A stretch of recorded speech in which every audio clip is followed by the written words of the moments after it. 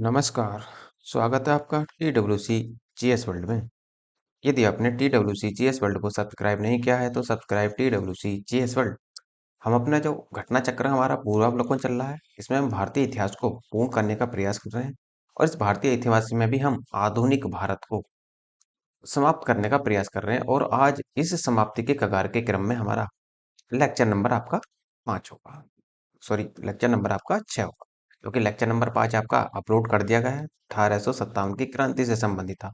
अब देखो, क्रांति का अर्थात आंदोलन से संबंधित था। अब देखो, कुछ अन्य आंदोलन भी हुए थे आजादी से पहले, अर्थात ये कह लो 1857 की क्रांति से पहले भी कुछ आंदोलन हुए थे और 1857 की क्रांति के बाद भी कुछ आंदोलन हुए हैं, जिन्हें कोई हमने नाम दिया है अन्य जन आंदोलन, अर्थात जनता के द्वारा किए गए आंदोलन अन्य थे। जैसे आप देख सकते हैं, कूका आंदोलन हुआ, कूकी आंदोलन हुआ, एका आंदोलन हुआ। ये सब कहाँ हुए थे? ये अलग अलग राज्यों में अलग अलग तरीके से ये आंदोलन हुए थे। अब इन आंदोलनों का देखो क्या महत्व था, इसको भी देखेंगे और फुल कॉन्सेप्ट के साथ दिखाऊंगा मैं आज। फुल कॉन्सेप्ट के साथ बताऊंगा। देखो, अब तक तो मैं आपको ऐसे ही बता देता था, लेकिन अब आपको जो घटना चक्र में इसने थोड़ा सा शुरू में कॉन्सेप्ट दिया है हर क्वेश्चनों के प्रारंभ में, वो मैं आपको पहले बता दूंगा यहाँ कि कौन कौन से आंदोलन किस प्रकार से घटित हुए, कब हुए। देखो, आंदोलनों में आपको तीन चार चीजें याद रखनी है। एक तो आंदोलन कौन सा आंदोलन है, किस वर्ष हुआ है, ये भी ध्यान रखना है, और किस राज्य में हुआ था, ये आपको पूरी तरीके से ध्यान रखना है। और एक और महत्वपूर्ण बात कि आंदोलन का नेतृत्व किसने किया था, ये आप पूरी तरीके से ध्यान रखना। नेतृत्व, आंदोलन, वर्ष और राज्य, ये चार चीजें यदि आप याद रख लेंगे तो आपका काम बन जाएगा। देखो, यहाँ से आप ये कह लो कि जो पीसीएस होता है, पीसीएस प्री का जो होता है पॉइंट, आपका यहाँ से भर भर के सवाल आते हैं और आपको इस बात का अंदाजा भी लग जाएगा कि चैप्टर के समाप्त होते होते कि कितने सवाल यहाँ से पूछे जाते हैं। तो क्योंकि ये जो टॉपिक है आपका बहुत ही ज्यादा कंफ्यूजेबल है, कभी वो वर्ड्स मैच कराने के लिए दे देता है, कभी वो नेतृत्वकर्ता अर्थात जन आंदोलनकर्ताओं को मैच कराने के लिए दे देता है कि इस आंदोलनकर्ता का नेतृत्व किस आंदोलन से है। तो ये आपको जरूर ध्यान रखना है। तो इसी वजह से आपको चार पॉइंट तो हमेशा ध्यान रखने हैं कि कौन कौन सा आंदोलन कब हुआ। अब देखो, ये बहुत ही ज्यादा जब ट्रिकी है टॉपिक है तो आपको एक आध बार में समझ में नहीं आने और यदि एक आध बार में समझ में नहीं आने का तो आप इसे बार बार देखने का प्रयास करना, क्योंकि सवाल यहीं से बनते हैं। और देख, ध्यान रखना कि एक सवाल गलत हो गया, एक सवाल गलत होने से ही आप, ऐसा भी हो सकता है कि आप मेरिट से ही बाहर हो जाए। तो हर चीज को बड़े ध्यान से देखकर चलना है आप, क्योंकि आप देखो, किसी वनडे एग्जाम की तो तैयारी कर नहीं रहे। वनडे एग्जाम की तैयारी करते तो कोई प्रॉब्लम नहीं थी, लेकिन आप एक सिविल सर्वेंट बनने जा रहे हैं, तो इसके लिए आपको सिविल सर्वेंट की तरह ही सोचना होगा और इसी वजह से आपको थोड़ा सा डिटेल के साथ पढ़ना भी है। चलो स्टार्ट करते हैं, आगे बढ़ते हैं इसको लेकर। तो देखो, 1857 की क्रांति के ठीक बाद बंगाल में एक तो नील विद्रोह हुआ। कब हुआ था, ये डेट आपको ध्यान रखनी है। 1859 से 60 के बीच में नील विद्रोह हुआ।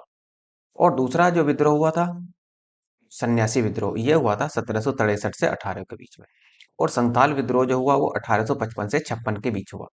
ये आप पूरी तरीके से ध्यान रखना। और पावना विद्रोह जो हुआ था, पावना विद्रोह हुआ था 1873 से 76 के बीच में। और नील विद्रोह की शुरुआत बंगाल के नदिया जिले में गोविंदपुर गांव से हुई थी। ये आप ध्यान रखना, ये जो नील विद्रोह है आपका 1859 से 60 वाला, इसकी जो शुरुआत हुई थी वो बंगाल के नदिया जिले के गोविंदपुर गांव से हुई थी। एक नील उत्पादक के दो भूतपूर्व कर्मचारी, अर्थात ये थे आपके दिगंबर विश्वास और विष्णु विश्वास, अर्थात नील आंदोलन का नेतृत्व जो किया था वो दिगंबर विश्वास और विष्णु विश्वास के द्वारा किया गया था। वहां के किसान एकजुट हुए, उन्होंने नील की खेती बंद दी। नील की खेती होती क्या थी? देखो, नील की खेती होती ये थी कि यदि आप किसी खेत में नील उगा रहे हैं तो ये नील ऐसा होता था कि अगले कई साल तक उस खेती को ये या उस भूमि को ये बंजर बना देता था। इसी वजह से यहाँ के किसान जो थे वो बड़े ही दुखी थे। और किससे? तीन कठिया पद्धति से। तीन कठिया पद्धति का संबंध भी इसी से ही था कि आप 3/20 भाग पर नील की खेती करना अनिवार्य था किसानों को, भारतीय किसानों को, अंग्रेजों के द्वारा। अर्थात कहने का मतलब ये है कि यदि आपके पास 20 बीघा जमीन है तो उस 20 बीघा में से 3 बीघा जमीन पर आप नील की खेती उगाएंगे ही उगाएंगे। तो इसी वजह से लेकर विद्रोह हुआ था। 1860 ईस्वी तक नील आंदोलन नदिया, पावना, खुलना, ढाका, मालदा, दिनाजपुर आदि क्षेत्रों में फैल गया। अर्थात इसका जो क्षेत्र था वो बढ़ता चला गया और बंगाल के बुद्धिजीवी वर्ग ने अखबारों में अपने लेखों द्वारा, जन सभाओं के माध्यम से इस विद्रोह के प्रति अपने समर्थन व्यक्त किए। इसमें एक बहुत ही ज्यादा पत्रिका फेमस थी, हिंदू पैट्रियट। हिंदू पेट्रियाट का जो संपादन किया था वो किया था हरिश्चंद्र मुखर्जी ने। इसमें विशेष भूमिका निभाई थी और नील बागान मालिकों के अत्याचारों का खुला चित्रण दीनबंधु मित्र ने अपने नाटक दी नील दर्पण में किया था। अर्थात ये भी ध्यान रखना कि नील दर्पण जो नाटक है उसका संबंध किससे है, वो भी नील आंदोलन से संबंधित। और नील दर्पण नाटक का संपादन किसने किया था, तो दीनबंधु मित्र ने किया था। इसके साथ साथ वंदे मातरम गीत बंकिम चंद्र चटर्जी द्वारा प्रसिद्ध उपन्यासकार आनंद मठ से लिया गया है। इस उपन्यास का कथनांक सन्यासी विद्रोह पर आधारित है। ये आपका सन्यासी विद्रोह, अर्थात सन्यासी विद्रोह क्या हुआ, देखो सन्यासी विद्रोह का ये हुआ कि जब सन्यासी एक स्थान से दूसरे स्थान पर यात्रा करने के लिए या दर्शन करने के लिए जाते थे, तो सरकार ने उन पर भी टैक्स लगाना शुरू कर दिया। इसी वजह से सन्यासियों ने भी विद्रोह कर दिया था। नेक्स्ट 1896 में कांग्रेस के कलकत्ता अधिवेशन में वंदे मातरम को पहली बार गाया गया था। और अंग्रेजी प्रभुसत्ता को सबसे बड़े सुनियोजित तथा गंभीर चुनौती वहाबी आंदोलन से मिली थी। यह आप ध्यान रखना, किससे मिली, वहाबी आंदोलन से मिली, जो 19वीं शताब्दी के चौथे दशक में, अर्थात 19वीं शताब्दी के चौथे दशक से 7वें दशक तक चलता रहा। रायबरेली के सैयद अहमद बरेलवी भारत में इस आंदोलन के प्रवर्तक थे। अर्थात ये कह लो कि वहाबी आंदोलन का जो प्रवर्तक था, जो नेता थे, वो थे सैयद अहमद बरेलवी। वह अरब के अब्दुल वहाब से प्रभावित हुए, परंतु अधिक प्रभाव दिल्ली के एक संत शाह वली उल्लाह काका था। ये भी आप ध्यान रखना है। सैयद अहमद बरेलवी के प्रयत्नों से आंदोलन की विचारधारा शीघ्र ही काबुल, उत्तर पश्चिमी सीमा प्रांत, बंगाल, बिहार, मध्य प्रांत आदि में फैल गई। कुछ समय के लिए इन्होंने 1830 में पेशावर पर कब्जा कर लिया और अपने नाम के सिक्के भी डलवाए थे, किंतु अगले ही वर्ष बालाकोट की लड़ाई में ये मारे गए। और सैयद अहमद बरेलवी की मृत्यु के बाद पटना इस आंदोलन का मुख्य केंद्र बन गया। इस अवधि में आंदोलन का नेतृत्व मौलवी कासिम, विलायत अली, इनायत अली, अहमदुल्ला आदि ने किया था। पटना के अतिरिक्त यह आंदोलन हैदराबाद, मद्रास, बंगाल, संयुक्त प्रांत और बंबई में भी इस आंदोलन की शाखाएं स्थापित हो गई या फैल गया। नेक्स्ट है कूका आंदोलन। कूका आंदोलन वहाबी आंदोलन से बहुत कुछ मिलता जुलता है। दोनों धार्मिक आंदोलन के रूप में आरंभ हुए, किंतु बाद में ये राजनीतिक आंदोलन के रूप में परिवर्तित हो गए, जिसका सामान्य उद्देश्य अंग्रेजों को देश से बाहर निकालना था। पश्चिमी पंजाब में कूका आंदोलन की शुरुआत 1840 में हुई थी, ध्यान रखना है। अर्थात ये क्या हुआ, पंजाब में। कौन से पंजाब में, तो पश्चिमी पंजाब में कूका आंदोलन की शुरुआत हुई। इसके जो नेतृत्वकर्ता थे वो थे भगत जवाहर मल, जिन्होंने मुख्यतः सियान साहब के नाम से, जिन्हें इन्हें अर्थात भगत जवाहर मल को ही सियान साहब के नाम से भी जाना जाता था। इनका उद्देश्य सिख धर्म में प्रचलित बुराइयों और अंधविश्वासों को दूर कर सिख धर्म को शुद्ध करना था। 1872 ईस्वी में इस आंदोलन के नेता राम सिंह को रंगून निर्वासित कर दिया गया, जहां इनकी क्या होगी, 1885 में मृत्यु हो गई थी। रंगून कहाँ है, रंगून जो है देखो वर्तमान जिसे हम म्यांमार के नाम से जानते हैं, वही पहले रंगून के नाम से जाना जाता है। और ध्यान करो 1862 में 1857 की क्रांति के बाद जो अंतिम मुगल बादशाह था बहादुर शाह जफर द्वितीय, इसको भी रंगून भेज दिया गया था और उसकी भी मृत्यु यहीं पर हुई थी। नेक्स्ट है पागलपंथ, एक अर्ध धार्मिक संप्रदाय था जिसे उत्तरी बंगाल के करमशाह ने चलाया था। अर्थात पागलपंथी विद्रोह का नेतृत्व करमशाह ने किया था। करमशाह के पुत्र तथा उत्तराधिकारी टीटू धार्मिक तथा राजनीतिक उद्देश्यों से प्रेरित था। अर्थात कहने का मतलब ये करमशाह के बाद में इस पागलपंथी आंदोलन का नेतृत्व इसके पुत्र टीटू ने किया था। उसने जमींदारों के द्वारा मुजारों पर किए गए अत्याचारों के विरुद्ध आंदोलन किया। 1825 में टीटू ने शेरपुर पर अधिकार कर लिया और राजा बन बैठा। वह इतना शक्तिशाली हो गया कि स्वतंत्र सत्ता का प्रयोग करने लगा और प्रशासन को चलाने के लिए उसने एक न्यायाधीश, मजिस्ट्रेट और एक कलेक्टर को भी नियुक्त कर दिया। नेक्स्ट है फराजी आंदोलन। फराजी लोग बंगाल के फरीदपुर के हाजी शरीयतुल्लाह द्वारा चलाया गया था। ये लोग अनेक धार्मिक, सामाजिक तथा राजनीतिक अमूल परिवर्तनों का प्रतिपादन करते थे। शरीयतुल्लाह के पुत्र दूदू मियां ने बंगाल से अंग्रेजों को निकालने की योजना बनाई। यह आंदोलन 1818 से 1862 तक चलता रहा। अंत में इस संप्रदाय के अनुयायी वहाबी दल के में ही सम्मिलित हो जाते हैं। जो वहाबी आंदोलन चल रहा था उसी में सम्मिलित हो गए और 1805 ईस्वी में वेलेजली ने ट्रावनकोर के महाराजा के साथ संधि कर ली या संधि करने के लिए विवश कर दिया। और महाराजा संधि की शर्तों से अप्रसन्न था और इसलिए उसने सहायक संधि संबंधी कर देने से आनाकानी कर दी। अर्थात अंग्रेज रेजिडेंट का व्यवहार भी बहुत धृष्टतापूर्ण था, जिसके फलस्वरूप दीवान वेलुथम्पी ने विद्रोह कर दिया, जिसमें नायर बटालियन ने उसका समर्थन किया था। प्रारंभिक भारतीय क्रांतिकारियों में अग्रण्य वासुदेव बलवंत फड़के, जो थे 1845 से 83 तक। बंबई प्रेसिडेंसी में रामोसी जनजाति के लोगों को संगठित करके उन्हें प्रशिक्षित लड़ाकू बल में परिवर्तित कर दिया और रामोसी कृषक जत्था की स्थापना की। गडकरी लोग मराठों के किले में काम करने वाले उनके वंशानुगत कर्मचारी होते थे और उन्होंने मनमाने ढंग से भू राजस्व की वसूली, मराठा सेना में उन्हें सेवा मुक्त किए जाने और उनकी जमीनों को मामलतदारों की देखरेख के अधीन कर दिए जाने के विरुद्ध में 1844 में कोल्हापुर में विद्रोह कर दिया। नेक्स्ट है आपका खोंद जनजाति। खोंद जनजाति के लोग तमिलनाडु से लेकर बंगाल और मध्य भारत तक फैले हुए थे। पहाड़ी क्षेत्र के होने के कारण वस्तुतः ये स्वतंत्र थे। इन्होंने 1817 से 1856 तक अंग्रेजों के विरुद्ध विद्रोह किया। इस आंदोलन का नेतृत्व युवा राजा के नाम पर अर्थात युवा राजा के नाम चक्र बिसोई ने किया था। ये आप ध्यान रखना, युवा राजा के नाम पर खोंद जनजाति या खोंद आंदोलन का जो नेतृत्व किया था वो चक्र बिसोई ने किया था। इस विद्रोह के मुख्य कारण ब्रिटिश सरकार द्वारा मानव बलि को प्रतिबंधित करने का प्रयास किया गया, अंग्रेजों द्वारा नए करों का आरोपण और उनके क्षेत्रों में जमींदारों तथा साहूकारों के प्रवेश से था, जिनके कारण आदिवासी को अनेक कष्टों का सामना करना पड़ा। अंग्रेजों ने एक मरीहा एजेंसी गठित की थी। किसके चक्कर में? खोंद जनजाति के चक्कर में, जिसके विरुद्ध खोंदों ने विद्रोह कर दिया। छोटा नागपुर क्षेत्र में कोल विद्रोह का नेतृत्व, छोटा नागपुर क्षेत्र में हुआ था कोल विद्रोह। इसका नेतृत्व 1831 से 32 तक किया गया। किसने? बुद्धू और बुद्धो भगत भी कह सकते हैं आप लोग, बुद्धो भगत ने किया था। यह विद्रोह रुक रुक कर अर्थात 1848 तक चलता रहा, कभी बंद हो जाता था, कभी चल जाता था। अंततः इसे सरकार द्वारा कुचल दिया गया और फिर हुआ बघेरा विद्रोह। बघेरा विद्रोह 1818 में बड़ौदा अर्थात गुजरात में अंग्रेज सरकार के विरुद्ध किया गया और 1857 के पूर्व प्रमुख विद्रोहों का क्रम इस प्रकार है। 1857 से पहले जो विद्रोह हुए थे, पहला हुआ था बंगाल का सिपाही विद्रोह। ये कब हुआ? तो 1764 में हुआ, जिसमें हेक्टर मुन्नो की एक बटालियन बक्सर की रणभूमि से मीर कासिम से जा मिली थी। ये आप ध्यान रखना। दूसरा हुआ था वेल्लोर का सिपाही विद्रोह, ये हुआ था 1806 में। फिर होगा आपका कच्छ का विद्रोह, 1819 से 31 तक चला। और फिर हुआ था कोल विद्रोह, इसे 1831 से 32 तक चला।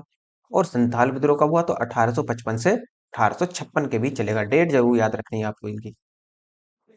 फिर 1855 से 56 ईस्वी का संथाल विद्रोह एक प्रसिद्ध आदिवासी विद्रोह था, जिसमें मूलभूत आदिवासी आवेगों और ब्रिटिश शासन के पूर्ण तिरस्कार जैसी भावनाएं देखने को मिलती हैं। भागलपुर से राजमहल के बीच का क्षेत्र, जो दामन ए कोही के नाम से जाना जाता है, यह विद्रोह मूलतः आर्थिक कारणों से था। देखो ज्यादातर कारण जो बने थे वो आर्थिक ही बने थे, क्योंकि अंग्रेज क्या थे? अंग्रेज जो थे वो भारतीयों की खान पान पद्धति में अपना प्रभुत्व जमाने का प्रयास करते हैं। इसी कारण क्या थे? वो कर लगाते थे और कर किस पर लगता था? आर्थिक पर, आर्थिक संपत्ति पर। तो इसी वजह से ज्यादातर कारण जो बनेंगे वो आर्थिक कारण ही बनेंगे। नेक्स्ट आपका साहूकारों तथा औपनिवेशिक प्रशासन दोनों का ही उनका शोषण कर रहे थे। दिकाऊ दिकुओ दिकुओ अर्थात बाहरी लोग, ये जो थे, ये जो संथाल विद्रोह के या आदिवासी लोग जो थे, ये अंग्रेजों को दिकू कहते थे। दिकू का मतलब होता है बाहरी लोग, क्योंकि अंग्रेज जो थे वो बाहर से ही तो आए थे, इसलिए इनको दिकू नाम से पुकारा जाता था। लोगों एवं व्यापारियों ने संथालों के द्वारा दिए गए ऋण पर 50 से लेकर 500% तक ब्याज वसूल किया था। इस विद्रोह के नेता सिद्धू, कान्हो और चांद के साथ साथ भैरव भी थे। तो ये लोग थे, जो आपका विद्रोह हो रहा था तो इसका नेतृत्व इन लोगों ने किया था। ये चार भाई थे। सीधो ने अधिकारियों से कहा था कि ठाकुर जी ने मुझे आदेश देते समय कहा कि यह देश साहबों का नहीं है, ठाकुर जी खुद हमारी तरफ से लड़ेंगे। इस तरह आप साहब लोग और सिपाही लोग खुद ठाकुर जी से लड़ोगे। यह आंदोलन 1856 ईस्वी तक जारी रहा और अंततः विद्रोह नेताओं के पकड़ने के बाद आंदोलन को भारी दमन के साथ कुचल दिया गया। नेक्स्ट आपका 1855 ईस्वी में संथालों ने भागलपुर के क्षेत्र में भगनीडीह तालुके में विद्रोह कर दिया। इसमें क्या हुआ देखो, संथाल विद्रोह को दबाने के लिए मेजर बारो गया था। इसने सेना भेजी थी जिसे संथालों ने हरा दिया, अर्थात मेजर बारो के सेना को संथाल के लोगों ने हरा दिया और अंततः भागलपुर के कमिश्नर ब्राउन और मेजर जनरल लॉयड ने क्रूरतापूर्वक संताल विद्रोह का दमन कर दिया। अब फिर हुआ है, नेक्स्ट है आपका भील विद्रोह। भील की आदिम जाति पश्चिमी घाट के खानदेश में रहती थी। 1818 से 1831 ईस्वी तक ये चलेगा। इन लोगों ने अपने नए स्वामी अंग्रेजों के विरुद्ध विद्रोह कर दिया। कंपनी के अधिकारियों का कथन है कि इस विद्रोह को पेशवा बाजीराव द्वितीय, उसके प्रतिनिधि रियक्कम बाजी दंगालिया ने प्रोत्साहित किया था। वास्तव में कृषि संबंधी कष्ट, नई सरकार का भय इसी विद्रोह के कारण था। 1825 में सेवरम के नेतृत्व में इन लोगों ने विद्रोह कर दिया। ब्रिटिश सेना काफी प्रयास के बाद इस विद्रोह को कुचल सकी। नेक्स्ट है आपका रंपा विद्रोह। रंपा विद्रोह कहाँ हुआ? तो आंध्र प्रदेश के गोदावरी जिले के उत्तर में स्थित रंपा पहाड़ी क्षेत्र में हुआ था। अर्थात ये भी ध्यान रखना कि रंपा पहाड़ी कहाँ है? आंध्र प्रदेश में। आदिवासियों का यह विद्रोह साहूकारों के शोषण और वन कानूनों के विरुद्ध हुआ। 19वीं सदी के उत्तरार्ध में सुरजी भगत और गोविंद गुरु नामक समाज सुधारकों ने राजस्थान के मेवाड़, डूंगरपुर, बांसवाड़ा, प्रतापगढ़, सिरोही और पाली इत्यादि रियासतों में बसी भील जनजाति में सामाजिक सुधारों के प्रयास किए। गोविंद गुरु, जिन्हें लसेड़िया के नाम से भी जाना जाता था, ने भीलों को संगठित करने का प्रयास संगठित करने के उद्देश्य से 1883 ईस्वी में सभ्य सभा की स्थापना की। गोविंद गुरु को लसेड़िया आंदोलन का प्रवर्तक माना जाता है। और मुंडा आदिवासियों का विद्रोह जो हुआ था वो 1899 से 1900 ईस्वी तक चला के बीच हुआ। इसका नेतृत्व, ये ध्यान रखना पूरी तरीके से, बड़ा इंपॉर्टेंट है ये मुंडा विद्रोह, बिरसा मुंडा ने किया था, क्योंकि बिरसा मुंडा ही अपने आप को ईश्वर का प्रतिनिधित्व साबित कर देगा आगे चलकर। मुंडा जाति में सामूहिक खेती का प्रचलन था। सामूहिक खेती, एक साथ मिलकर ये खेती करते थे। जैसे आप देखते हैं ना, जैसे झूम वगैरह की खेती होती है, इस तरह की खेती करते थे। लेकिन जागीरदारों, ठेकेदारों, बनियों, सूदखोरों ने सामूहिक खेती परंपरा पर हमला बोला। मुंडा सरदार 30 वर्ष तक सामूहिक खेती के लिए लड़ते रहे। इनका यह विद्रोह सरदारी लड़ाई के नाम से भी जाना जाता है। 1895 ईस्वी में बिरसा ने अपने आप को भगवान का दूत घोषित कर दिया। मुंडा विद्रोह को उल गुलान अर्थात महान हलचल के नाम से भी जाना जाता है। यह विद्रोह इस अवधि का सर्वाधिक प्रसिद्ध आदिवासी विद्रोह था। मुंडों की पारंपरिक सामूहिक खेती वाली भूमि व्यवस्था, खूंट कट्टी या मुंडारी के जमींदार या व्यक्तिगत भूस्वामित्व वाली भूमि व्यवस्था में परिवर्तन के विरुद्ध मुंडा विद्रोह की शुरुआत हुई।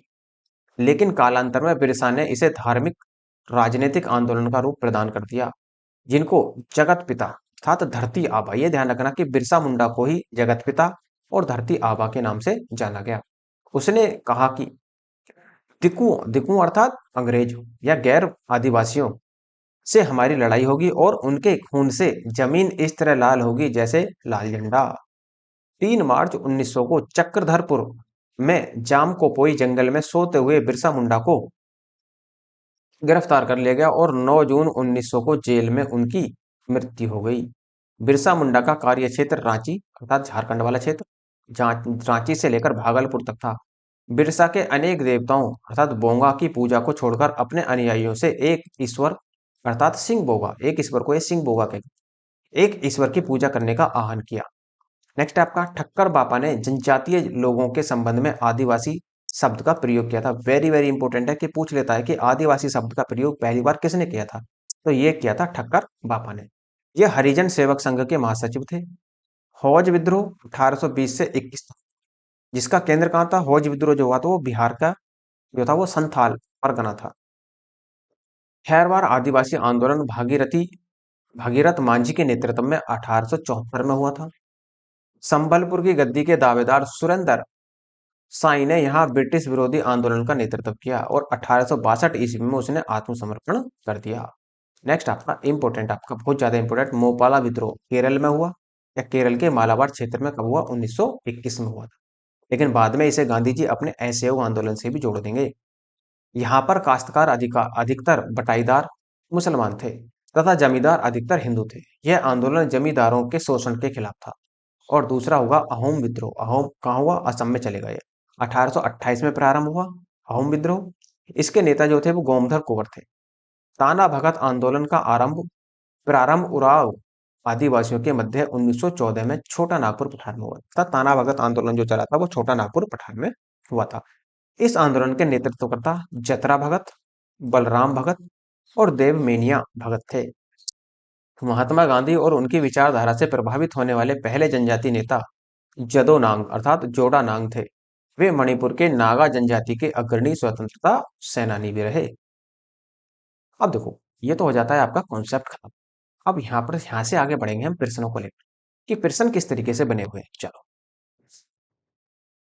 1857 के विद्रोह के ठीक बाद बंगाल में निम्नलिखित में से कौन सा विप्लव हुआ? विप्लव का मतलब विद्रोह। कौन सा विद्रोह हुआ था?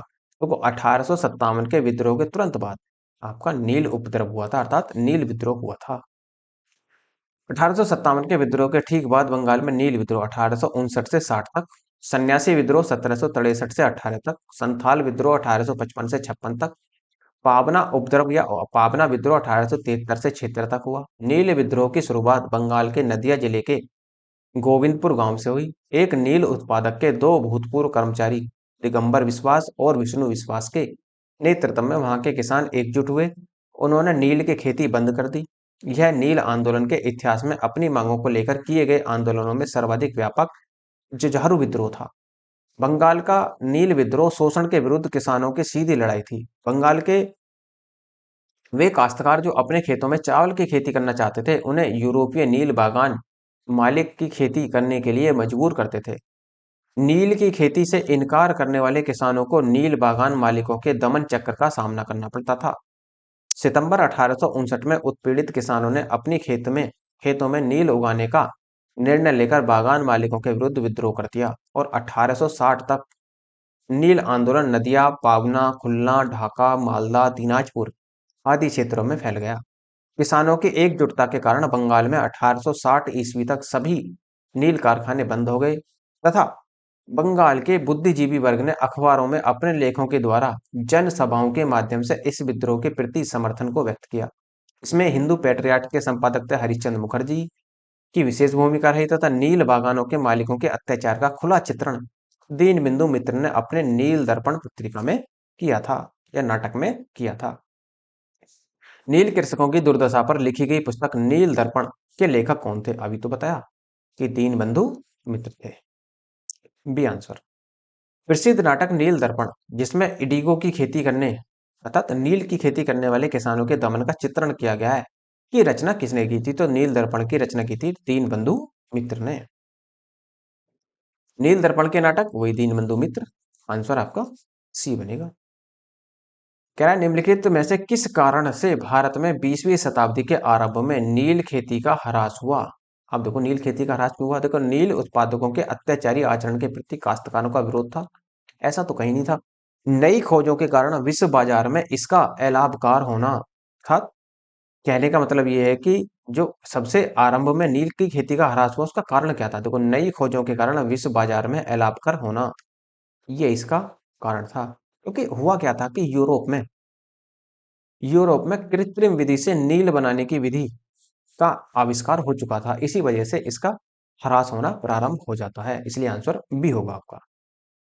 नील का पौधा मुख्यतः उष्णकटिबंधीय फसल है। 19वीं शताब्दी के अंत तक अधिकांश यूरोपीय देशों के उत्पादक कपड़े की रंगाई के लिए भारतीय नील का इस्तेमाल करते थे। ब्रिटेन में औद्योगिक क्रांति के फलस्वरूप कपास उत्पादन में नील की खेती को भारत में बढ़ावा दिया गया। 1788 ईस्वी में ब्रिटेन द्वारा आयात किए गए नील में भारतीय नील का हिस्सा लगभग 30% था, जो 1810 तक बढ़कर 95% तक लगभग हो गया।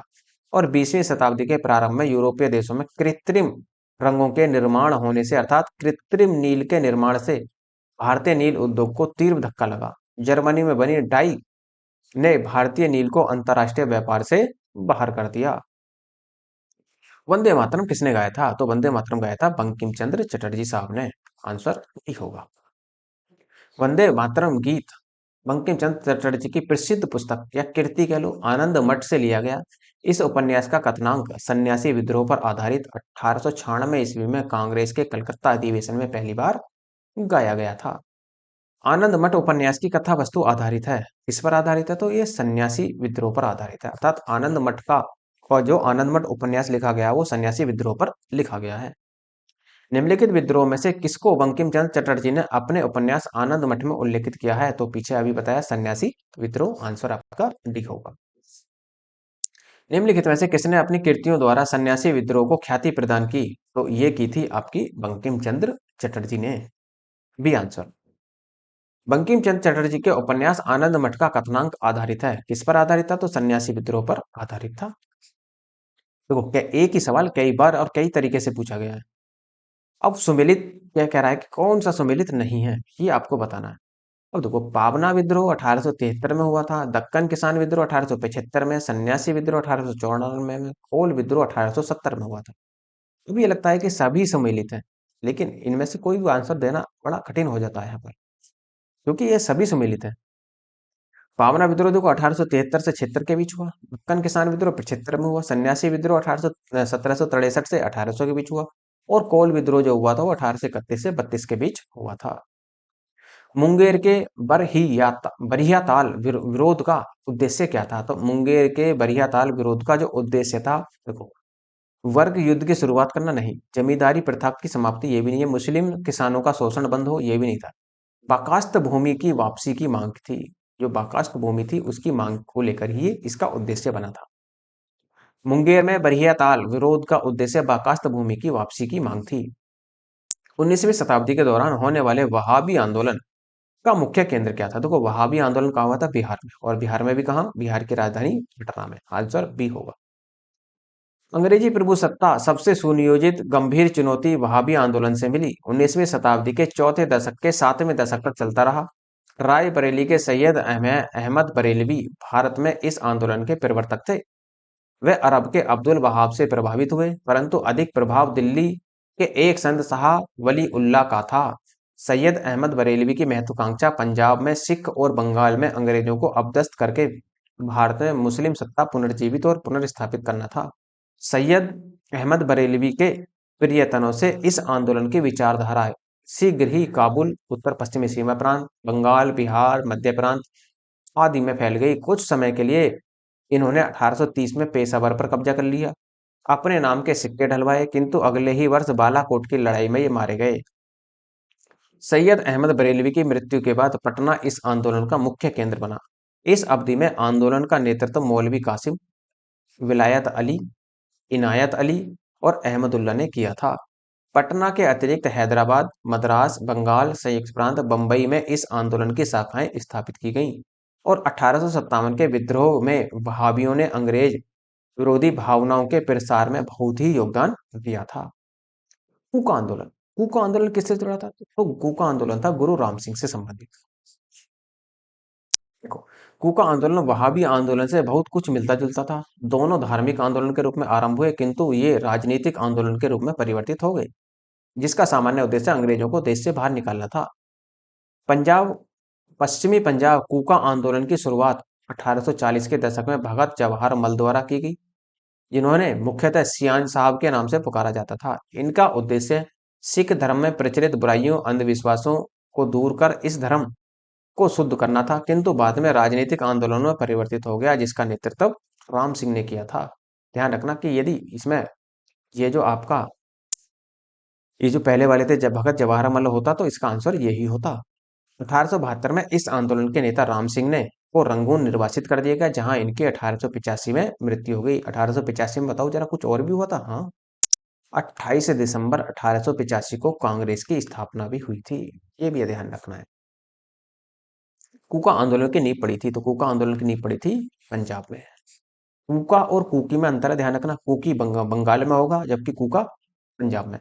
पागलपंथी विद्रोह वस्तुतः एक विद्रोह था, किसका? कोई ये गारो खासी, जो गारो लोग थे, जो गारो खासी के लोग थे, उन लोगों का या जनजातीय लोगों का ये विद्रोह था। पागलपंथी एक अर्ध धार्मिक संप्रदाय था। यह वस्तुतः गारो जनजाति से संबंधित विद्रोह था, जिसे उत्तरी बंगाल के करमशाह ने चलाया था। करमशाह के पुत्र उत्तराधिकारी टीटू धार्मिक राजनेता उद्देश्यों से प्रेरित थे। उसने जमींदारों के द्वारा मुजारों पर किए गए अत्याचारों के विरुद्ध आंदोलन किया। 1825 में टीटू ने शेरपुर पर अधिकार कर लिया और राजा बन बैठा। वह इतना शक्तिशाली हो गया कि स्वतंत्र सत्ता का प्रयोग करने लगा, और प्रशासन को चलाने के लिए उसने एक न्यायाधीश, एक मजिस्ट्रेट और एक कलेक्टर की नियुक्ति भी कर दी। पागलपंथी विद्रोह, पागलपंथी विद्रोह की स्थापना की थी करमशाह, और करमशाह उसके बाद में इस पागलपंथी विद्रोह की नींव किसने डाली थी? इसी के पुत्र टीटू ने। निम्नलिखित में से कौन फराजी विद्रोह का नेता था? तो फराजी विद्रोह का नेता थे दादू मियां। आंसर बी लगेगा आपका।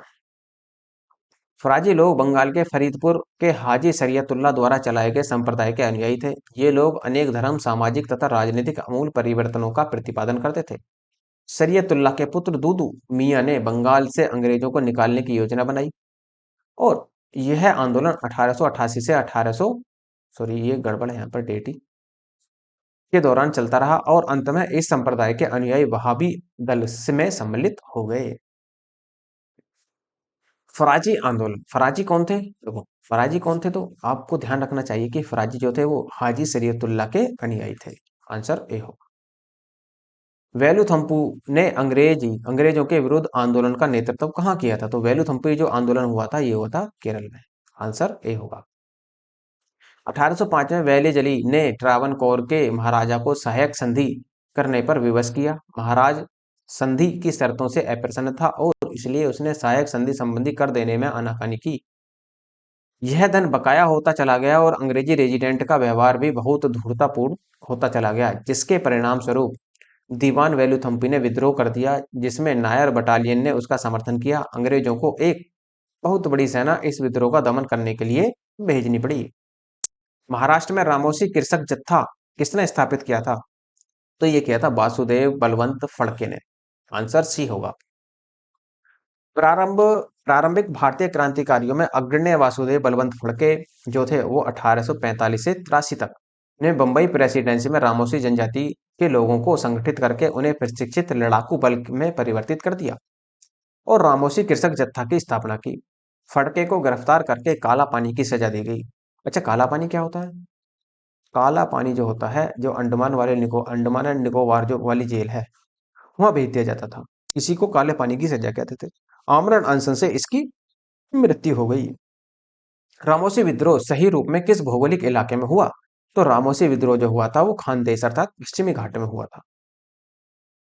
पश्चिमी घाट में रहने वाले रामोसी जनजाति के लोगों ने 1822 में अपने नेता सरदार चित्तर सिंह के नेतृत्व में रामोसी विद्रोह किया। रामोसियों ने सतारा के आसपास के क्षेत्र को लूटा और किलों पर भी आक्रमण कर दिया। 1825 से 26 में भयंकर अकाल और अन्ना भाव के कारण इन्होंने उमाजी के नेतृत्व में पुनः विद्रोह कर दिया। निम्नलिखित में से कौन सा स्थान गडकरी विद्रोह का केंद्र था? देखो गडकरी विद्रोह कहाँ हुआ था? कोल्हापुर में। गडकरी लोग मराठों के किलों में काम करने वाले उनके वंशानुगत कर्मचारी थे। उन्होंने मनमाने ढंग से भू राजस्व वसूली की। मराठा सेना से उन्हें सेवा मुक्त किए जाने और उनकी जमीनों को मामलतेदार की देखरेख में अधीन कर दिए जाने के विरुद्ध में 1844 में कोल्हापुर में विद्रोह कर दिया। इस विद्रोह को दबाने के लिए सरकार को काफी संघर्ष करना पड़ा। देखो इन्हें निकाला क्यों गया था? ये वंशानुगत थे, और जैसे ही मराठों पर अंग्रेजों का कब्जा हुआ तो यह जो वंशानुगत सैनिक थे, वंशानुगत सैनिकों का जो सिस्टम था वही खत्म कर दिया कि अब कोई भी पद वंशानुगत नहीं रहेगा। इसी वजह से इन्होंने विद्रोह कर दिया था। मानव बलि प्रथा का निषेध करने के कारण अंग्रेजों के विरुद्ध विद्रोह करने वाली जनजाति थी, तो ऐसी जनजाति थी खोंद। खोंद जनजाति ने ऐसा विद्रोह किया था। खोंद जनजाति के लोग तमिलनाडु से लेकर बंगाल, मध्य भारत तक फैले विस्तृत पहाड़ी क्षेत्र में रहते थे, और पहाड़ी क्षेत्र होने के कारण वस्तुतः स्वतंत्र थे। इन्होंने 1817-56 तक अंग्रेजों के विरुद्ध विद्रोह किया। इस आंदोलन का नेतृत्व युवा राजा के नाम पर चक्र बिसोई ने किया था। इस विद्रोह के मुख्य कारण ब्रिटिश सरकार द्वारा मानव बलि को प्रतिबंधित करने का प्रयास, अंग्रेजों द्वारा नए करों का आरोपण और अन्य क्षेत्रों में जमींदार तथा साहूकारों के प्रवेश से संबंधित थे, जिनके कारण आदिवासियों को अनेक कष्टों का सामना करना पड़ा।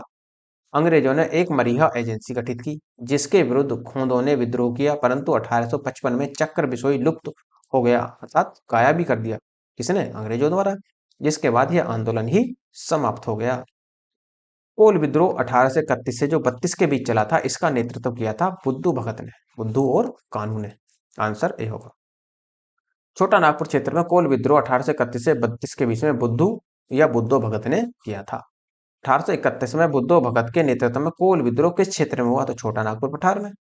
तो इसका जो आंसर बनेगा, आप छोटे नागपुर पठार को सिंह भूमि के नाम से भी जाना जाता है, तो आंसर बी बनेगा। 1831 में बुद्धो भगत के नेतृत्व में कोल विद्रोह छोटा नागपुर के क्षेत्र सिंह भूमि, पलामू, हजारीबाग मानभूमि क्षेत्र में हुआ था। इस विद्रोह का स्वरूप आर्थिक और राजनीतिक था। इस विद्रोह के पनपने का सर्वप्रथम कारण कारण जो था, इनके क्षेत्र के जमींदारों द्वारा भूमि कर को अत्यधिक बढ़ाया जाना था। 1831 में बुद्धो भगत की मृत्यु के उपरांत इस विद्रोह का संचालन गंगा नारायण द्वारा किया गया। यह विद्रोह रुक रुक कर 1848 तक ईस्वी तक चलता रहा और अंततः ईस्ट इंडिया कंपनी द्वारा इस विद्रोह का दमन कर दिया गया। वगैरह विद्रोह, देखो वगैरह विद्रोह कहाँ हुआ था, तो वगैरह विद्रोह हुआ था बड़ौदा में। जैसे वह और यह वह, तो बड़ौदा अर्थात गुजरात में हुआ था। वगैरह विद्रोह 1818 में अंग्रेजी सरकार के विरुद्ध किया गया। वगैरह विद्रोह बड़ौदा में हुआ। बड़ौदा के गायकवाड़ ने अंग्रेजी सेना की सहायता से वगैरों से अधिक कर एकत्रित करने का प्रयत्न किया, जिसके परिणाम स्वरूप वगैरह सरदारों ने विद्रोह कर दिया और 1818 से 19 ईस्वी के मध्य अंग्रेजी प्रदेश पर भी आक्रमण किया और यह विद्रोह 1820 के आसपास समाप्त हो गया। ब्रिटिश औपनिवेश व्यवस्था के विरुद्ध 1857 के पूर्व में भारत के विभिन्न भागों में हुए निम्न विद्रोह को सही घटनाक्रम में रखना है। अब देखो, यदि आपको इनकी डेट पता है तो आप इन्हें आराम से रख सकते हैं। जैसे बंगाल का सिपाही विद्रोह सबसे पहले हुआ था, इसका मतलब एक सबसे पहले आएगा। अब यदि आपको यही पता है कि बंगाल का सिपाही विद्रोह सबसे पहले हुआ था, तो आपका आंसर मिल गया, क्योंकि एक ही पहला इसमें सब में है। उसके बाद में कौन सा हुआ, उसके बाद में हुआ था आपका वेल्लोर का सिपाही विद्रोह, फिर होगा आपका कच्छ विद्रोह, और उसके बाद में होगा कोल विद्रोह, और फिर होगा आपका संथाल विद्रोह। 1857 के पूर्व उपर्युक्त विद्रोह का क्रम इस प्रकार है। बंगाल का सिपाही विद्रोह जो हुआ था वो 1764 में, ऐसे याद रख लेना, बक्सर के युद्ध के समय हुआ था, जिसमें हेक्टर मुनरो की एक बटालियन बक्सर की रणभूमि से मीर कासिम से जा मिली थी। ये भी आप ध्यान रखना। वेल्लोर का सिपाही विद्रोह जो हुआ था वो 1806 में हुआ, और कच्छ का विद्रोह जो हुआ था वो 1819 से 1831 के बीच हुआ था। अर्थात कच्छ का विद्रोह, ये कह लो कि जो 1919 का मॉन्टेग्यू चेम्सफोर्ड सुधार नियम आया था उससे 100 साल पहले हुआ था। इस तरीके से भी याद रख सकते हैं। कोल विद्रोह जो हुआ था, कोल विद्रोह कब हुआ, 1831 से 32 के बीच में हुआ था। इसे ऐसे याद रख लो, 1931 में गांधी इरविन समझौता हुआ था। तो गांधी इरविन समझौते से 100 गांधी इरविन समझौते के 100 साल पहले हुआ था ये। और संथाल विद्रोह जो हुआ था, ये इसको ऐसे ध्यान रखना कि ये 1857 की क्रांति से जस्ट पहले हुआ था। इस तरीके से ध्यान रख सकते हैं कि देखो, सारी डेट याद रखना किसी के भी पास में नहीं है, संभव नहीं है, क्योंकि अब इसी वजह से क्या है, आपको थोड़ा सा दिमाग लगाकर टेक्निकली सोचना पड़ेगा इन चीजों को। नेक्स्ट, वेल्लोर का विद्रोह किस गवर्नर जनरल के समय में हुआ, तो वेल्लोर का जो विद्रोह हुआ था उसमें गवर्नर जनरल था George Barlow, sir George Barlow. 1806 में सैनिकों ने अपने सामाजिक धार्मिक रीति रिवाजों में हस्तक्षेप करने के कारण वेल्लोर के उनने विद्रोह कर दिया और मैसूर के राजा का झंडा फहरा दिया। वेल्लोर का विद्रोह governor general sir George Barlow के समय में हुआ था। Governor general sir George Barlow का कार्यकाल 1805 से 1807 के बीच रहा। छोटा नागपुर जनजातीय विद्रोह कब हुआ था, तो देखो देखो, छोटा नागपुर विद्रोह जो हुआ था, इनमें तो देखो ऑप्शन कोई सा मिलता नहीं है, तो कब हुआ था वो देख लो जरा। छोटा नागपुर जनजातीय विद्रोह नाम से कोई विद्रोह हुआ ही नहीं था, फिर भी इस क्षेत्र में विद्रोह हुए एक लंबी श्रृंखला में, जिन्हें अलग अलग नामों से जाना जाता है। जैसे चैरो विद्रोह 1800 में, कोल विद्रोह 1831 से 32 तक चला, संथाल विद्रोह 1855 से 56 तक चला, मुंडा विद्रोह 1899 से 900 1900 तक चला, और यदि यदि हो विद्रोह जो था वो 1820 से 21 तक को लिया जाए, तो विकल्प बी सही हो सकता है। लेकिन इस तरह का कोई विद्रोह कोई हुआ ही नहीं था। किस स्थान पर आदिवासियों ने अंग्रेजों के खिलाफ विद्रोह किया, आदिवासियों ने जो विद्रोह किया था वो किया था बिहार में। आंसर ए होगा। छोटा नागपुर को ही हो 1820-21 में एवं मुंडा जनजातियों ने पुनः 1831 ईस्वी में ब्रिटिश सेनाओं की चुनौती दी, अर्थात ब्रिटिश सेनाओं को चुनौती दी। इस क्षेत्र में इस कारण 1837 ईस्वी में अशांति व्याप्त रही। छोटा नागपुर का क्षेत्र वर्ष 2000 में बिहार से अलग होकर झारखंड के रूप में शामिल हो गया, अर्थात झारखंड नाम का एक नया राज्य बन गया। संथाल विद्रोह का नेतृत्व किसने किया था, तो संथाल विद्रोह का नेतृत्व देखो सिद्धू और कानू ने भी किया था, चांद और भैरव ने भी किया था। इसका मतलब ए और बी दोनों होंगे इसके आंसर, क्योंकि ऑप्शन आपको सारे पढ़ लेने हैं। 1855 से 56 का संथाल विद्रोह एक प्रसिद्ध आदिवासी विद्रोह था, जिसमें मूलभूत आदिवासी आवेग, ब्रिटिश शासन के पूर्ण तिरस्कार जैसी भावनाएं देखने को मिलती हैं। इस विद्रोह का नेता सिद्धू, कान्हू, चांद और भैरव नाम के चार भाई थे। सिद्धू, कान्हू, चांद, भैरव चारों भाई थे। इस तरह से आप इसको याद रख सकते हैं। संथाल विद्रोह कब हुआ था, तो संथाल विद्रोह अभी आपको पीछे बताया कि 1857 की क्रांति से जस्ट पहले हुआ था, तो 1855-56 में हुआ था। संथाल विद्रोह का नेतृत्व किसने किया था? तो संथाल विद्रोह का नेतृत्व सिद्धू, कान्हू, चांद और भैरव चारों भाइयों ने किया था। D answer. 1855 में संथाल ने किस अंग्रेज कमांडर को हराया था? तो अंग्रेज कमांडर था मेजर बारो, इसको हराया था। 1855 में संथाल ने भागलपुर क्षेत्र में भगनी ढी तालुके में विद्रोह कर दिया। इन्होंने एक साथ पुलिस और दिकुओं पर आक्रमण किए थे, जिसका नेतृत्व सिद्धू, कान्हो, चांद और भैरव नामक चार भाइयों ने किया था। संथाल विद्रोह को दबाने के लिए मेजर बारो के नेतृत्व में एक सेना भेजी गई, जिसमें संथालों ने इस मेजर बारो को हरा दिया और अंततः भागलपुर के commissioner Brown, major general Lloyd ने क्रूरतापूर्वक संथाल विद्रोह का दमन किया था।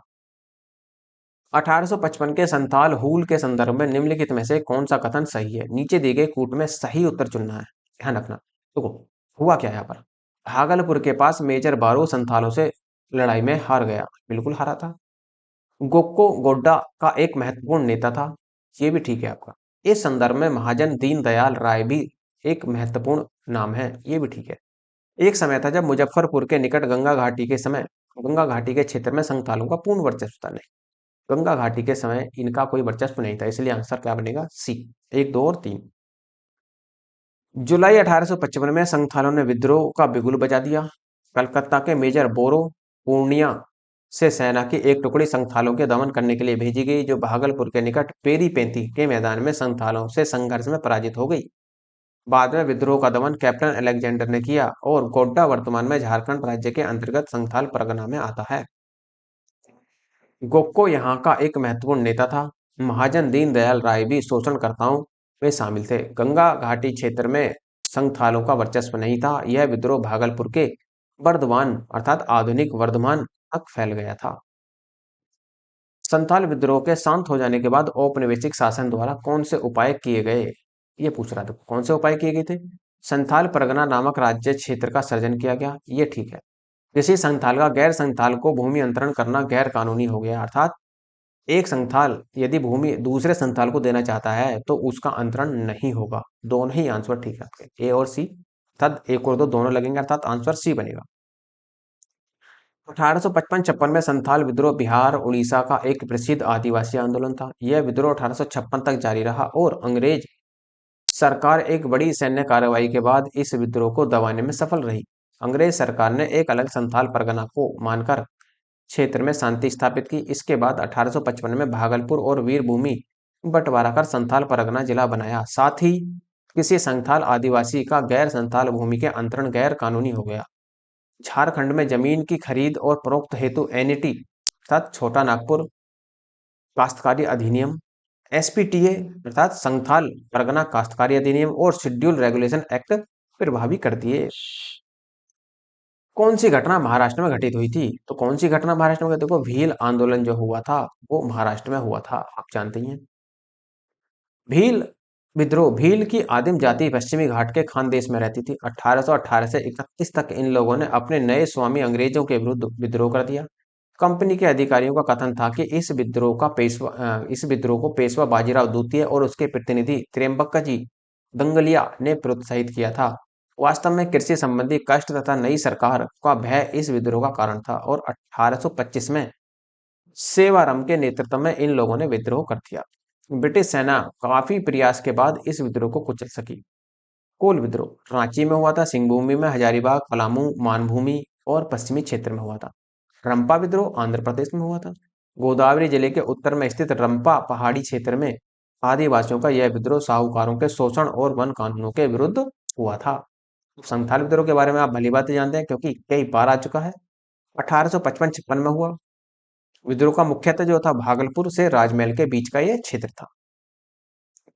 मेवाड़ बांगड़ पास के क्षेत्रों के भील में सामाजिक सुधारों के लिए लसेडिया आंदोलन का सूत्रपात किसने किया था? इसका सूत्रपात किया था गोविंद गिर ने। 19वीं सदी के उत्तरार्ध में सुरजी भगत गोविंदगिरी नामक समाज सुधारकों ने राजस्थान की मेवाड़, डूंगरपुर, बांसवाड़ा, प्रतापगढ़, सिरोही, पाली इत्यादि रियासतों में बसी भील जनजातियों में सामाजिक सुधारों के प्रयास किए गए। गोविंदगिरी ने भीलों को संगठित करने के उद्देश्य से 1883 में सभ्य सभा की स्थापना की थी। गोविंदगिरी को लसेडिया आंदोलन का प्रवर्तक माना जाता है। नेक्स्ट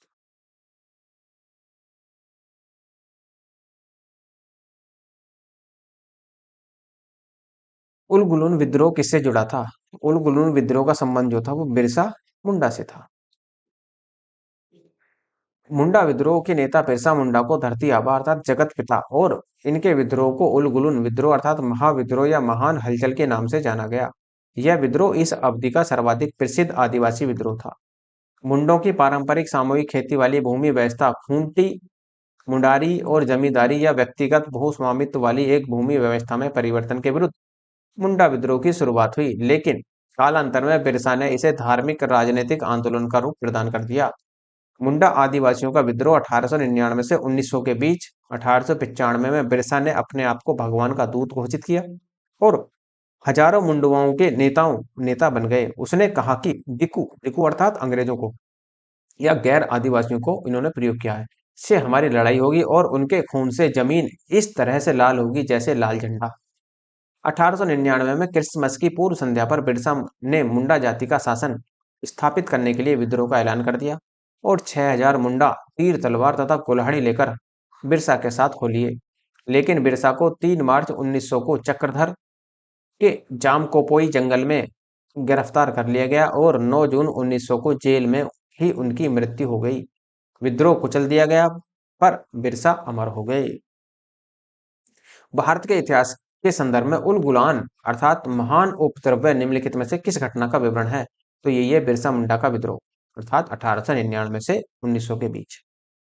जिस आदिवासी नेता को जगत धरती अर्थात आवा पिता के नाम से जाना जाता है उसे बिरसा मुंडा कहते हैं। आंसर डी होगा आपका। मुंडा विद्रोह का नेता कौन था? तो बिरसा मुंडा थे। आंसर आपका ए बनेगा। मुंडा विद्रोह का नेता कौन था? तो मुंडा विद्रोह का नेता बिरसा मुंडा थे। आंसर बी होगा आपका।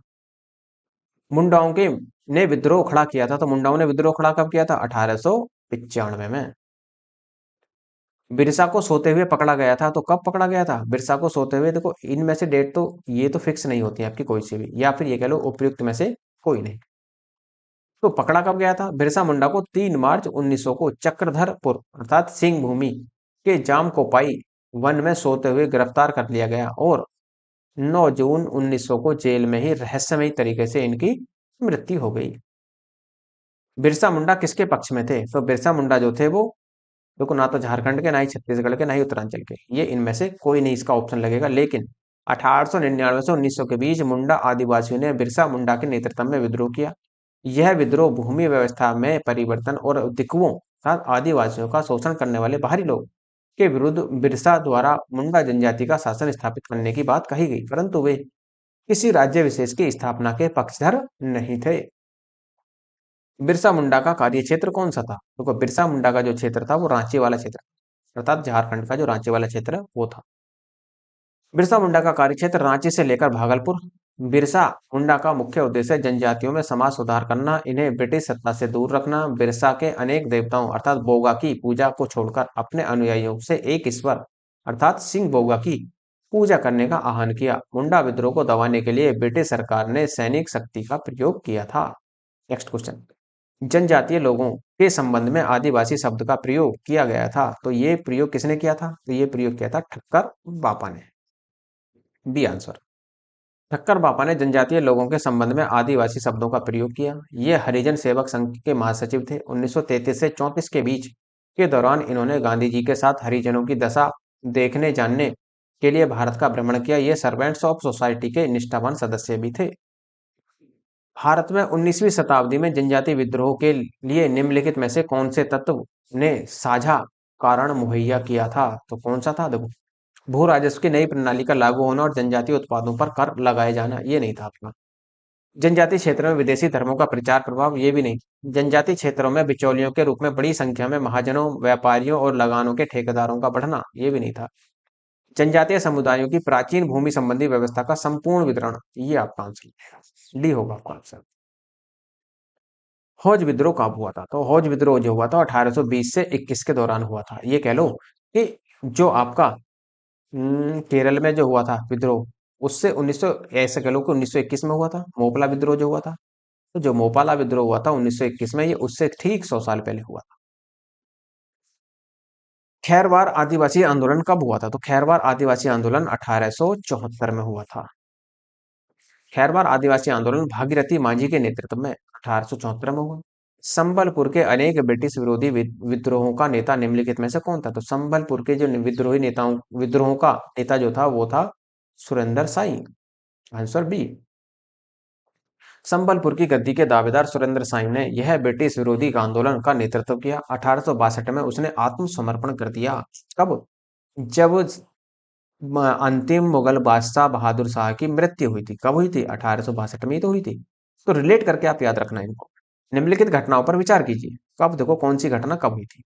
अब ये कह रहा है कि क्रम से लगाना, तो यदि आपको डेट पता है तो आप फिर से क्रम से लगा पाएंगे, वरना नहीं। देखो, संथाल विद्रोह 1855 से 56 के बीच हुआ, पहले यही हुआ था। उसके बाद में यदि मैं आपसे कहूं, फिर उसके बाद में आपका सिपाही विद्रोह हुआ। सिपाही विद्रोह अर्थात 1857 की क्रांति हुई। फिर नील विद्रोह हुआ और उसके बाद में हुआ था दक्कन विद्रोह। तो क्या होगा? 4-2-1-3, 4-2-1-3 आपका डी में लगेगा। संताल विद्रोह 1855 से 56, सिपाही विद्रोह 1857, नील विद्रोह 1859 से 60 और दक्कन विद्रोह दंगे ये हुआ था 1875 में।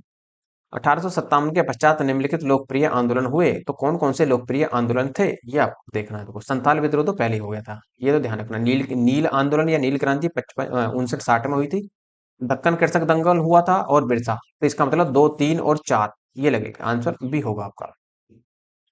दिए गए विकल्पों में संथाल विद्रोह 55 से 56 ये तो आएगा ही नहीं। नील विद्रोह 1859 से 60, दक्कन कृषक दंगे 1875 में तथा बिरसा मुंडो जो विद्रोह हुआ था 1899 से 1900 के बीच हुआ था। फिर से सम्मिलित करना है। और देखो, मोपला विद्रोह कहाँ हुआ था? केरल में। तो ए का एक देख लो कहाँ है। तो ए का एक इसे भी हटा दो और डी को भी हटा दो यहाँ से। अब जरा देखो और देख लो, ए का विद्रोह जो हुआ था वो हुआ था अवध में। तो सी का 4, तो सी का 4 आपका इसमें ए लग जाएगा आपका। उसी तरीके से तो बी का क्या बनेगा? 3 बंगाल में पावना विद्रोह और बिरसा मुंडो विद्रोह जो होता बिहार में, क्योंकि झारखंड उस समय बिहार का ही हिस्सा था, इसलिए आंसर ए होगा। 1921 में मोपला विद्रोह मालाबार के केरल में, पावना विद्रोह 1873 से 76 में, पावना बंगाल में हुआ था और एका आंदोलन अवध में हुआ था 1921 में। और बिरसा मुंडा विद्रोह जो हुआ था वो बिहार तत्कालीन में हुआ था 1899 और 1900 के बीच। फिर से सम्मिलित करना है। देखो, कब कब हुए थे, अब आपको इनकी डेट याद रखनी है। अब देखो, डेट के हिसाब से देखें तो इनमें से कोई सा भी सम्मिलित नहीं होता, सेट नहीं होता इनके अनुसार। लेकिन होते कैसे हैं वो देख लो जरा। तेभागा आंदोलन जो हुआ था 1946 से 47 के बीच, मोपला विद्रोह 1921 में, पावना किसान विद्रोह 1873 से 76 के बीच और बंगाल विद्रोह 1859-60। इस प्रसंग में सम्मेलन में पावना कृषक विद्रोह 1879 से 80 में दिया गया है जो त्रुटिपूर्ण है। शेष 3 विकल्प सुमेल हैं, अतः प्रश्न का निकटतम उत्तर विकल्प डी माना जा सकता है। फिर से ये फिर से इसने रिपीट कर दिया। अब देखो फिर से कैसे बनाना है सवाल को। पावना विद्रोह कब हुआ था? तो 1873 से 85 के बीच हुआ था, अभी तो आपको बताया था। इसका मतलब ए का 2 देखो कहाँ है। तो ए का 2 आप देखा तो बी में ही है, इसी से मिल जाएगा आपका। और बी का जो आपका एक का आंदोलन हुआ था वो हुआ था आपका 1921-22 के करीब।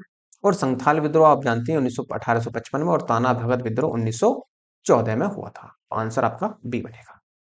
तो पावना विद्रोह 1873 से 85 के बीच, एक का आंदोलन 1922, संथाल विद्रोह 55 से 56 और ताना भगत 1914 से। तो ये कह रहा है कि आगे 1885 में बंगाल में काश्तकारी अधिनियम द्वारा कृषकों को भूमि पर अधिकार स्पष्ट किया गया जो पावना आंदोलन की मुख्य मांग थी। इस आंदोलन की तीव्रता 1873-76 तक थी। उसके पश्चात यह केवल कानूनी विवाद था। नेक्स्ट नेक्स्ट कहता है आपका, एक आ आंदोलन का आरंभ किया गया था। तो एक आंदोलन का आरंभ उत्तर प्रदेश में हुआ था। ये कह लो कि उत्तर प्रदेश के हरदोई बाराबंकी अन्य किसानों ने किया था। आंसर आपका डी। एक आंदोलन 21 से 22 का प्रारंभ उत्तर में हरदोई, बहराइच, सीतापुर आदि जिलों में किसानों द्वारा प्रारंभ किया गया। इस आंदोलन का मुख्य मुद्दा निर्धारित लगान से 50% अधिक लगान वसूलना था। इस आंदोलन का नेतृत्व पिछड़ी जाति के मदारी पासी ने किया था। नेक्स्ट है, सूची को फिर से सुमेलित करना है। तो देखो, जो रंपा विद्रोह हुआ था वो 1879 से 80 के बीच हुआ था। तो ए का 2 देख लो कहाँ है।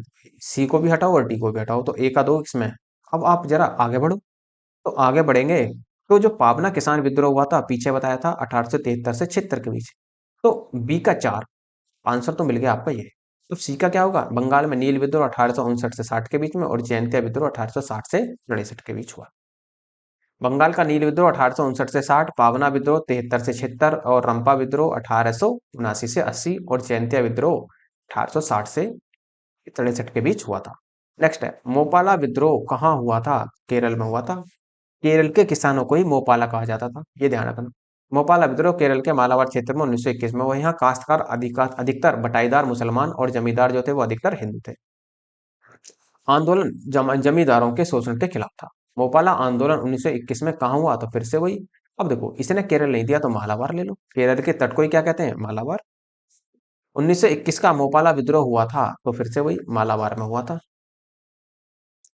दक्षिणी मालाबार केरल के मुसलमानों पट्टेदार या कनामदार तथा खेतिहार वेरुपट्टम दार मोपाला कहते थे। यहाँ जमींदार हिंदुओं की ऊंची जातियां नमूदरी नायर जातियों से थे। 1921 के मोपाला विद्रोह के दो कारण थे। पहला, जमींदारों का अत्याचार, और दूसरा, अंग्रेजी सरकार के खिलाफ विरोध नीतियां। फिर से सम्मिलित करना है। फिर से सम्मिलित कैसे करेंगे, देखो, जो बैरकपुर का विद्रोह हुआ था वो नवंबर 1824 में हुआ था, ये आप ध्यान रखना। उसके बाद में जो बहरामपुर का विद्रोह हुआ था वो फरवरी 1857 में हुआ था। तो अब आप देखो, ए का दो तो इसमें भी है, इसमें भी है, और इसे तो हटा दो, सी और डी को तो हटा दो, तो ए का दो और बी का 4 लगेगा बहरामपुर का, तो आंसर यही बन जाएगा। और सी का क्या बनेगा, संथाल विद्रोह 1855 से 56 और बेलूर विद्रोह जुलाई 1806। तो बैरकपुर विद्रोह नवंबर 1824 में, बहरामपुर का विद्रोह 1857 में, संथाल विद्रोह सीधू और कान्हू के नेतृत्व में 1855 से 56 तक चला, और 1806 में सैनिकों ने अपने सामाजिक धार्मिक रीति रिवाजों में हस्तक्षेप करने के कारण वेल्लोर विद्रोह पर कर मैसूर के राजा का झंडा फहरा दिया। फिर से सुमेलित कर लो जी। तो संथाल विद्रोह आप जानते हैं 1855-56 में होता है, तो सी का तो एक लगेगा। सी का देखो एक इसमें केवल ए में, इसी तरीके से आपका आंसर बन जाएगा। तो ए का क्या लगेगा आपका, 1828 में हुआ। कोल विद्रोह हुआ था आपका 1831-32 में, मोपाला 1921 में। अहोम 1828, कोल 1831-32, संथाल 1855 से 56, मोपाला 1921। निम्नलिखित में से कौन सुमेलित नहीं है, तो मोपाला विद्रोह केरल में हुआ था, ये ठीक है आपका। कूका विद्रोह पंजाब में हुआ था, ये भी ठीक है आपका। और कोल विद्रोह गुजरात में नहीं हुआ। कोली विद्रोह और चुआर विद्रोह मध्य प्रदेश में नहीं हुआ। इसका मतलब आंसर दो लगेंगे, इसके सी भी लगेगा और आपका आंसर डी भी लगेगा। देखो, मोपाला विद्रोह 1921 में केरल के मालाबार क्षेत्र में मोपाला द्वारा किया गया। प्रारंभ में यह विद्रोह अंग्रेजी हुकूमत के खिलाफ था। महात्मा गांधी, शौकत अली, मौलाना अबुल कलाम आजाद जैसे नेताओं का सहयोग इस आंदोलन को प्राप्त था। कूका विद्रोह का आरंभ स्वरूप धार्मिक था, किंतु बाद में राजनीतिक विद्रोह के रूप में परिवर्तित हो गया। इस विद्रोह की शुरुआत पंजाब में 1840 के दशक में भगत जवाहर मल द्वारा की गई। सियान साहब के नाम से इन्हें जाना जाता था। राम सिंह के समय में यह आंदोलन जोर पकड़ा, लेकिन अंग्रेजों ने 1872 में इन्हें गिरफ्तार कर रंगून निर्वासित कर दिया। कोल विद्रोह 1784 से 85 के मध्य महाराष्ट्र में हुआ। अंग्रेजी शासन के विरुद्ध चुआरों के विद्रोह अर्थात 1768 ईस्वी में किया गया। मिदानपुर अर्थात पश्चिम बंगाल जिले की आदिम जनजाति के चुआर लोगों ने भूमि कर तथा अकाल के कारण उत्पन्न आर्थिक संकट से प्रभावित होकर यह विद्रोह किया था। अंग्रेजों के विरुद्ध भीलों द्वारा क्रांति प्रारंभ की गई थी, तो ये की गई थी मध्य प्रदेश और महाराष्ट्र में। आंसर ए होगा आपका। भीलों की आदिम जाति पश्चिमी घाट के खान देश में क्षेत्र में निवास करती। 1818 से 31 के दौरान इन लोगों ने अपने नए स्वामी अंग्रेजों के विरुद्ध विद्रोह कर दिया। यह विद्रोह मुख्य रूप से महाराष्ट्र, मध्य प्रदेश क्षेत्र में विस्तारित था। इनके अतिरिक्त 19वीं 20वीं शताब्दी में राजस्थान में भी भील विद्रोह हुए थे। निम्नलिखित में से कौन सा युग्म सुमेलित नहीं है, देखो, मुंडा विद्रोह से बिरसा मुंडा सुमेलित है, ये ठीक है। संताल विद्रोह से कान्हू ठीक थे। और अहोम जो था वो गोमधर के उमर के नेतृत्व में चलाया गया, लेकिन नायक जो था वो ताना भगत के इसमें नहीं चलाया गया। तो आंसर क्या बनेगा आपका, आंसर आपका डी ही बनेगा। मुंडा विद्रोह 1899 से 19 में रांची के दक्षिण क्षेत्र में हुआ था। इस विद्रोह का नेता बिरसा मुंडा था। संथाल विद्रोह 55 से 56 में विद्रोह प्रारंभ हुआ। इस विद्रोह के नेता सिद्धू और कानू थे। अहोम विद्रोह 1828 में प्रारंभ हुआ। इसके नेता गोमधर कुंवर थे। और ताना भगत आंदोलन का प्रारंभ उराव आदिवासियों के मध्य वर्ष 1914 में छोटा नागपुर पठार में हुआ था। इस आंदोलन का नेतृत्व जो किया था वो जतरा भगत, बलराम भगत और देवोमेनिया भगत ने किया था। ताना भगत आंदोलन एवं जतरा उराव ने किस वर्ष आरंभ किया था, तो ये हुआ था 1914 में। आंसर आपका सी बनेगा। सुमेलित करना जी। कुकी आंदोलन तो बंगाल में हुआ था, ध्यान रखना, कुकी नहीं है, कुका जो है वो कुका पंजाब का है। तो ए का दो और बी का एक। ए का दो देखो, ए का दो इसमें इसी से ही बन जाएगा आपका, तो सॉरी, ए का, एक मिनट जरा, नहीं सॉरी, कुकी आंदोलन जो हुआ था वो आपका त्रिपुरा में हुआ था। आपका ए जो बनेगा ए का 4 बनेगा, तो ये तो होगा ही नहीं अब। ठीक है। कू का विद्रोह जो हुआ था वो पंजाब में हुआ था। तो जो बी का बनेगा, बी का एक, तो ए का चार, बी का एक देख लो, तो डी में आपका आंसर। तो इसका मतलब पावना कृषक विद्रोह जो हुआ था वो कब हुआ था, वो हुआ था आपका बंगाल में। और बिरसा मुंडा विद्रोह जो हुआ था वो बिहार में हुआ था। कूका विद्रोह 1917 से 19 के बीच मणिपुर एवं त्रिपुरा में। कूका विद्रोह 1840 से 72 के बीच पंजाब में। पावना विद्रोह 73 से 76 में बंगाल में। और बिरसा मुंडा विद्रोह 99 से 1900 के बीच में बिहार में, वर्तमान झारखंड में हुआ था। फिर से कौन सम्मिलित नहीं है? तो नील विद्रोह जो हुआ था 1859, ये ठीक है। जैंतिया विद्रोह जो हुआ था ये भी ठीक है। कुकी विद्रोह जो हुआ था ये भी ठीक है 1800, और कुका विद्रोह जो 1832-34, ये तो सभी ठीक है। ठीक है, तो इसका जो आंसर होगा, देखो कुका आंदोलन की शुरुआत 1840 में के दशक में भगत जवाहर मल द्वारा की गई। इसका उद्देश्य सिख धर्म में प्रचलित बुराइयों, अंधविश्वासों को दूर करके धर्म को शुद्ध करना। जबकि कुकी विद्रोह की शुरुआत 1917 में हुई। यह विद्रोह अंग्रेजों के खिलाफ श्रमिक वाहिनी योजना के तहत श्रमिक भर्ती अभियान के विरुद्ध था। यह आंदोलन मार्च 1919 में चला था। भूमिज विद्रोह का नेता कौन था? तो भूमिज विद्रोह का नेता था गंगा नारायण। आंसर आपका डी होगा। मानभूम क्षेत्र में 1832 से 33 में गंगा नारायण के नेतृत्व में भूमिज विद्रोह आंदोलन चला। नेक्स्ट है तेभागा आंदोलन। तो तेभागा जो आंदोलन था वो बंगाल में आरंभ हुआ। किसके नेतृत्व में? क्या कारण था इसका? तो किसान सभा के नेतृत्व में। आंसर आपका बी बनेगा इसका। तेभागा आंदोलन 46 से 47 के बीच में बंगाल का प्रसिद्ध किसान आंदोलन था, जिसके तहत किसानों ने फ्लाइट कमीशन की सिफारिश के अनुरूप लगान की दर को 1/3 करने हेतु संघर्ष प्रारंभ किया। किसान सभा के नेतृत्व में लड़ा गया यह आंदोलन जोतदारों के विरुद्ध बटाईदारों का आंदोलन था। इस आंदोलन के महत्वपूर्ण कृषक नेता कंपाराम सिंह और भुवन सिंह थे। नेक्स्ट, महात्मा गांधी एवं उनके विचारों से प्रभावित होने वाले प्रथम आदिवासी कौन थे? देखो ये बहुत ज्यादा इंपॉर्टेंट सवाल है। कौन थे? तो जोड़ा नाग। जोड़ा नाग के लोग जो थे, आदिवासी जो थे, ये बहुत प्रभावित हुए। महात्मा गांधी और उनकी विचारधाराओं से प्रभावित होने वाले जनजातीय नेता जोधा नाग अर्थात जोड़ा नाग थे। वे मणिपुर के नागा जनजाति के अग्रणी स्वतंत्रता सेनानी थे। उन्होंने रानी गौडेन्ल्यू सहित अपने विश्वास पात्र अनुयायियों की सहायता से सामाजिक तथा धार्मिक सुधार कार्य प्रारंभ किए। महात्मा गांधी की प्रेरणा से स्वतंत्रता आंदोलन में ये शामिल हुए थे। और गौडेन्ल्यू जो थी, गौडेन्ल्यू को ही जवाहरलाल नेहरू ने रानी की उपाधि दी थी। ये भी ध्यान रखना है आपको। वह प्रथम नेता कौन था जिसने भारत में मजदूर आंदोलन को संगठित किया था? मजदूर आंदोलन को संगठित किया था एम लोखंडे साहब ने। नेक्स्ट, वो नारायण मेघाजी लोखंडे 1848 से 97 में भारत में श्रम आंदोलन के अग्रदूत माने जाते हैं। उन्होंने न केवल 19वीं शताब्दी में कपड़ा मिल में काम करने वाले कामगारों की परिस्थितियों में सुधार किए प्रयास किए, अपितु जातीय और सांप्रदायिक मुद्दों पर सहज पहल के लिए भी उन्हें याद किया जाता है। भारत सरकार ने वर्ष 2005 में उनकी तस्वीर के साथ एक डाक टिकट भी जारी किया था। अब देखो ये हो जाता है आपके अन्य जो आंदोलन थे ये समाप्त आपके। इतना ही आपको पढ़ना है, इससे ज्यादा पढ़ने के लिए आपको किताब का सहारा लेना पड़ेगा। और यदि इससे आपको डिटेल में पढ़ना है विद कॉन्सेप्ट के साथ, पूरी हिस्ट्री मैंने आपको कवर कर दी है। कॉन्सेप्ट के साथ फुल हिस्ट्री पहले ही मैं आपको कवर करा चुका हूँ। लगभग 50 से 60 वीडियो होंगे आपके, तो उनको भी आप पूरा कर सकते हैं। ठीक, और यदि आपको लेक्चर की पीडीएफ चाहिए रिवीजन के लिए, आप नीचे डिस्क्रिप्शन में टेलीग्राम का लिंक दिया है, वहां से आप टेलीग्राम को ज्वाइन कर लेना। और यदि आपको कंप्लीट नोट्स चाहिए हिस्ट्री के, जो मैंने आपको पीछे पढ़ाई है, उसके लिए आप मेल के माध्यम से बता सकते हैं। तो वहां भी आपको पीडीएफ के रूप में कंप्लीट नोट्स दे दिए जाएंगे। देखो एक सटीक तैयारी ही आपके लिए सब कुछ है। क्योंकि ध्यान रखना, विद्वान नहीं बनना, विद्वान से बचना है। क्योंकि हमारी जो सिविल की तैयारी होती है उसमें ये जरूर ध्यान रखना होता है कि क्या पढ़ना है और क्या नहीं। और इसका डिसाइड कौन करेगा? इस बात का डिसाइड करेगा आपका सिलेबस। आपका सिलेबस आपके टिप पर होना चाहिए, ये आप पूरी तरीके से ध्यान रखना।